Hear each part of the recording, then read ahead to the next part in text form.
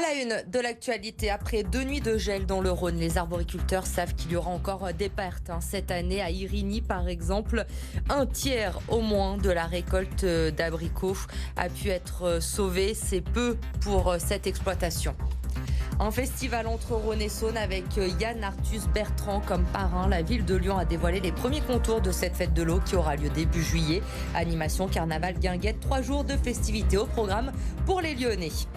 J-2 avant le quart de finale aller de Ligue Europa. L'OL se déplace à West Ham jeudi. Première confrontation entre les deux clubs alors que vaut cette équipe anglaise, 6e de Première Ligue. Élément de réponse en fin de journal. Après 2 nuits à surveiller les parcelles, les arboriculteurs du Rhône devraient avoir un peu de répit. La nuit prochaine, les températures ne devraient pas descendre en dessous de 0 degré dans notre département. L'heure est donc au premier constat, même s'il est encore difficile de faire le bilan. À Irigny, par exemple, la production d'abricots sera d'ores et déjà de nouveau impactée cette année. Mélanie Ferreira.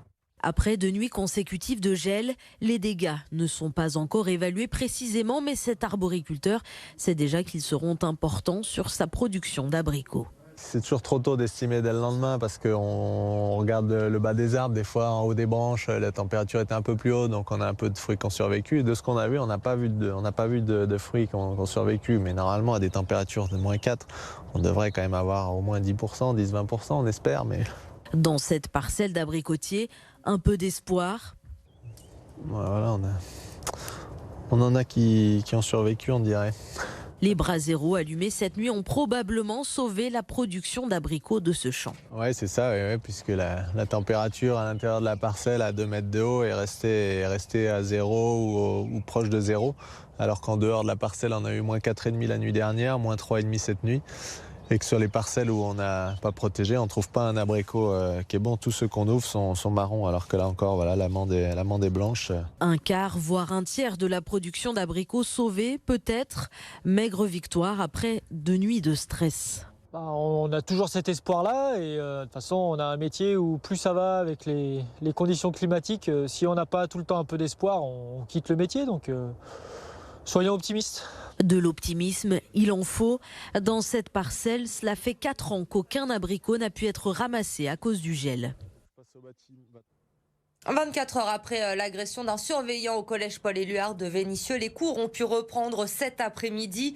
4 hommes extérieurs à l'établissement s'étaient introduits en milieu de journée hier. Alors aujourd'hui, bien sûr, cette agression était encore dans toutes les têtes. Sur place, les précisions de Clémence Delarbre. Les cours ont bel et bien repris cet après-midi dans le collège Paul-Éluard de Vénissieux. Ce matin, l'établissement était fermé car de nombreux professeurs en état de choc ont exercé leur droit de retrait.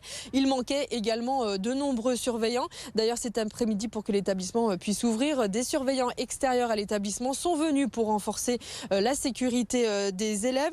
Alors, nous avons parlé à des élèves, des collégiens qui étaient devant l'établissement cet après-midi. La plupart d'entre eux étaient en cours hier matin. Ils n'ont donc rien vu, mais certains ont entendu tout de même des cris. Selon eux, il y avait déjà eu des altercations entre ce surveillant et des élèves du collège. Tous nous ont parlé, en tout cas, d'un climat de tension très fort dans cet établissement. Alors, le surveillant qui a été agressé hier matin est sorti de l'hôpital hier soir. Une enquête a été ouverte par le parquet de Lyon pour violence en réunion au sein d'un établissement scolaire. Une enquête qui a été confiée au commissariat de Vénissieux.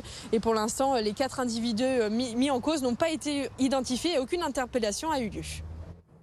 Le premier tour de l'élection présidentielle, c'est dans 5 jours. Maintenant, alors toute la semaine, nous vous donnons la parole sur BFM Lyon. Quelles sont vos attentes, vos priorités pour les 5 années à venir? Comment imaginez-vous le futur ou la future présidente de la République? 2e épisode de notre série ce soir avec Myriam, elle est commerçante à Lyon.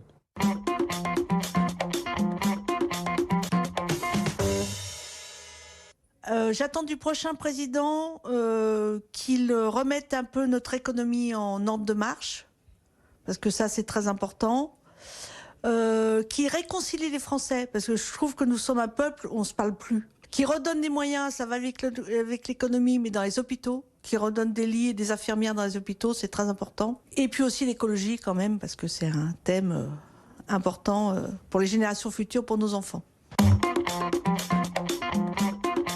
La première mesure qui, je pense, est très importante, c'est de baisser les taxes. Je vais parler pour ma profession, pour les commerçants. Par exemple, il y a quelques années, le gouvernement nous avait annoncé qu'il supprimait la taxe professionnelle. Effectivement, elle ne s'appelle plus taxe professionnelle. Elle a changé de nom, mais nous payons, pareil, la même somme tous les ans. Il y a un dossier dont on parle malheureusement pas en bien en ce moment et je pense qu'il faut vraiment s'en occuper, c'est le dossier du grand âge, les EHPAD. Parce que je trouve que c'est une honte, la façon dont on traite nos aînés dans les EHPAD. C'est un dossier dont vraiment il faut s'en préoccuper tout de suite. Je lui dirais un message tout simple, au boulot. Parce qu'il y a vraiment des chantiers très importants et oui, je lui dirais franchement au travail. Après la fête des Lumières au mois de décembre, Lyon va désormais avoir sa fête de l'été. Début juillet, la première édition du festival entre Rhône et Saône sera lancée avec Yann Arthus Bertrand comme parrain. Il est d'ailleurs notre invité ce soir sur BFM Lyon. On le retrouvera tout à l'heure. Alors au programme, des animations, un carnaval, un spectacle sur la Saône, mais aussi des guinguettes. Les Lyonnais vont pouvoir redécouvrir leur rivière et leur fleuve pendant 3 jours. Écoutez Grégory Doucet, le maire de Lyon, au micro d'Amélie Duchamp. Ce festival, il se veut joyeux, il se veut festif. Il y aura des guinguettes, il y aura une parade, notamment préparée dans chaque arrondissement. Chaque arrondissement s'est déjà vu attribuer une couleur pour que les MJC, les écoles puissent préparer cette parade. Et puis, on a sélectionné déjà 80 projets. C'est du sport, c'est de la culture, c'est des sciences aussi. Ce sont des associations aussi qui proposent des activités de sensibilisation autour de la biodiversité, autour de la ressource en eau. Plein d'activités qui vont venir animer la ville pendant tout un week-end. À 2 jours du quart de finale aller de Ligue Europa, on s'intéresse ce soir aux adversaires de l'OL. West Ham, 6e de Première Ligue. Les Lyonnais n'ont jamais affronté encore les Hammers en compétition. Alors à quoi doit-on s'attendre? Élément de réponse avec Kevin Morand. Vainqueur d'Everton dimanche dernier, 2-1. West Ham est actuellement 6e du championnat anglais, à seulement 3 points du top 4. Un club en embuscade pour une qualification en Ligue des Champions qui serait historique pour les Londoniens. West Ham s'est fait dans le côté ouvrier de l'Est londonien. C'est un club qui n'a jamais gagné le championnat d'Angleterre, mais c'est un club qui a gagné la Coupe d'Europe. C'était il y a longtemps, dans les années 60, une Coupe des Coupes en l'occurrence. Cette saison, l'équipe entraînée par David Moyes a accroché à son tableau de chasse les plus grosses écuries anglaises, avec des succès contre les 2 Manchester en Coupe. Et Tottenham, Liverpool, Chelsea sont tombés au Stade Olympique en Première Ligue. Sans oublier la qualification renversante contre Séville, grand habitué de l'Europa League, en 8e de finale. C'est une meilleure équipe que les Rangers, que Lyon avait dominé dans la phase de poule. C'est une équipe très physique, cette équipe de West Ham, qui certes manque un petit peu d'un super buteur, mais sinon c'est très solide partout. Declan Rice est l'un des meilleurs milieux de terrain de Première Ligue, un des meilleurs milieux de terrain d'Europe. Declan Rice, 23 ans, international anglais, est la star des Hammers. Il découvre cette saison les émotions d'une compétition européenne. Pour l'instant, ça se passe bien. Je dois montrer mon leadership, car malgré mon jeune âge, j'ai déjà joué des matchs très importants. À l'Euro, par exemple. J'ai marqué 2 buts pour l'instant dans la compétition. J'espère en marquer d'autres. On rêve de gagner l'Europa League. Et je le dis parce que je pense qu'on peut le faire. Autre joueur à surveiller pour les Lyonnais, l'attaquant Michael Antonio, même si le Jamaïcain connaît une saison contrastée, avec 10 buts et autant de passes décisives à son actif. C'est très bizarre parce que offensivement, il y a beaucoup d'occasions pour cette formation de West Ham. Michael Antonio, il gêne énormément les défenses adverses. En revanche, il marque très peu. Donc, je l'ai bien dit, un point fort et un point faible de cette équipe. Parmi les quarts de finalistes d'Europa League, West Ham est l'équipe qui presse le moins, mais qui est aussi la plus imperméable, avec le défenseur français Kurt Zouma et le gardien prêté par le PSG Alphonse Areola, remplaçant en championnat, mais titulaire en Coupe d'Europe. Et si nous connaissons mal cette équipe de West Ham vue de Londres, c'est pas franchement mieux quand on parle de l'Olympique Lyonnais. Difficile, vous allez le voir pour les supporters des Hammers, de pouvoir citer des joueurs lyonnais. Regardez. Lyon, I don't know any. Of course I know Jerome Boateng because I'm German and Jerome Boateng is from Germany, but I heard he doesn't have the greatest standing in Lyon. Leon, do we know any players? No, not really. I can't think of any, sorry. We don't know any. I can name 3, I think.